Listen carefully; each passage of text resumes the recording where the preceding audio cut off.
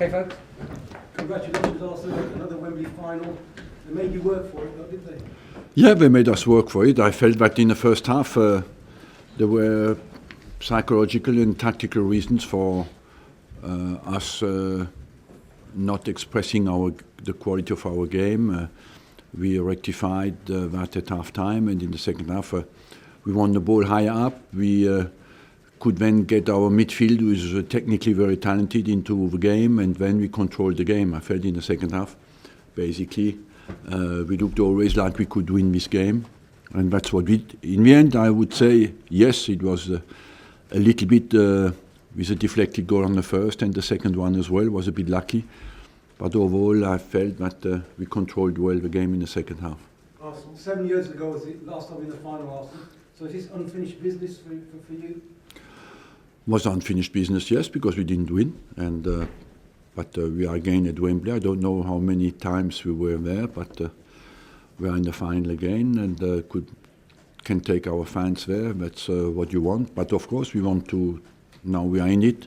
We want to win it, and we play against a very strong side, so it could become a very interesting game. You've had such success with the back three against Chelsea in the last since Conte came in. Really, what made you go with the four? Because we know each other well. We had many draws, you know, and we wanted to. I wanted to win the game. We needed to score, and overall, I think the system once I changed some things at half time worked quite well. Is that what you want to get with the systems, that you're fluid enough to be able to sort of switch between a 3 and a 4 on the fly? Yeah, that's what we did in the second half. What does it mean to you to be in the final? Because yesterday you were saying the mood wouldn't change, it was going to be unchanged even if you got in the final. Did you really believe that? No, I think I have the right sometimes to have a small sense of humor in the press conferences. Even if I'm not very talented in it, but that's what I said. Somebody just told me at Arsenal, you're never more than 5 minutes away from a crisis. I said, no, 3. Arsene, there's 3 trophies that have eluded you since you've been here. Sorry? There's 3 trophies that have eluded you since you've been here. This is one of them. You could win the other one as well this year, and the big one next year if you qualify. Is that the final scenario you could see? Epilogue, end game, call it what you like? Look, we want to win the next game. Let's be realistic. It's a great, satisfying night for us because we managed to beat a strong team, and I felt that in January we paid a heavy price for uncertainty that was existing in our dressing room, and now we are back with more clarity. We know what we have to do. We can focus on our game, and so we had a difficult months, but we responded well. You've won the last 9 at Wembley. You've won the last 9 at Wembley. You'll probably go into the game as underdogs against City. But do you think that can inspire the team to win? Once you're in the final, you want to win it.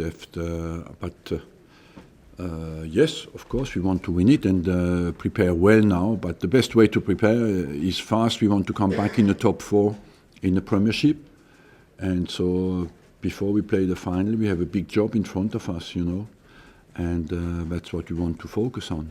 Do you think there are many more underrated players in England than Nacho Monreal? It doesn't seem to get much credit outside of Arsenal. For me, it gets very much credit, but maybe with a bit less focus on him because he's not a candidate for the English national team, you know, and doesn't make many statements or many. He's maybe not a lot on the social networks, but our job is about performance, and I like the word of silent leaders. You know, that means people come, they perform, they don't talk, they go home, and they come in the next morning, they train well, and the next day they do it again. And they are the real leaders in the teams. Arsene, how do things stand with Aubameyang? Is it true that there's a second bid that's being turned down by Dortmund?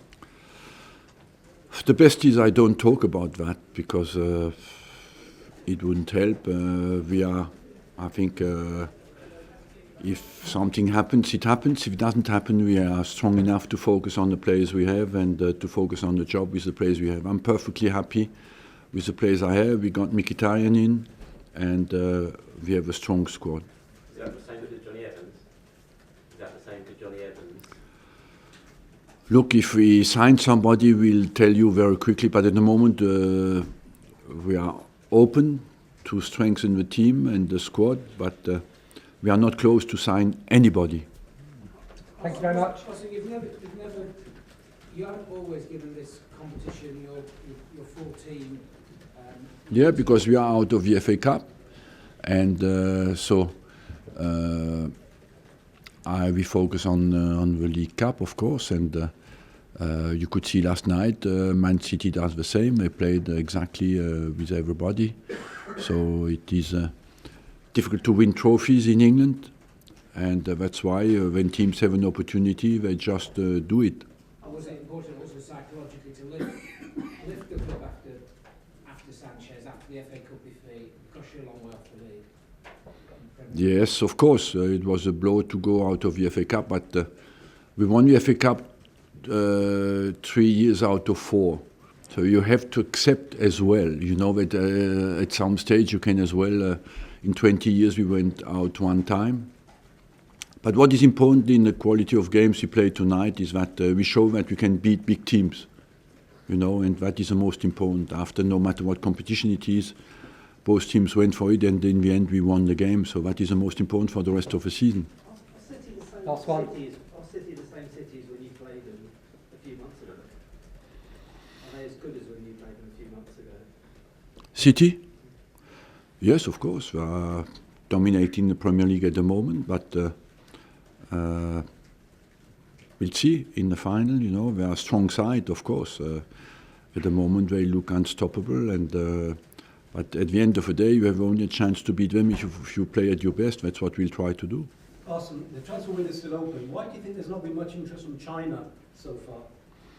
Because they're slowing down China, and people haven't noticed it, and many people still think, okay, if we pay these prices, because if it doesn't work, China will buy the players for maximum price. That has gone. We have to be, you look well at what happened in the last 10 months in China. You have to accept that they have slowed down, and they're much more cautious about spending big money now for European players. Thank you very much. Thank you.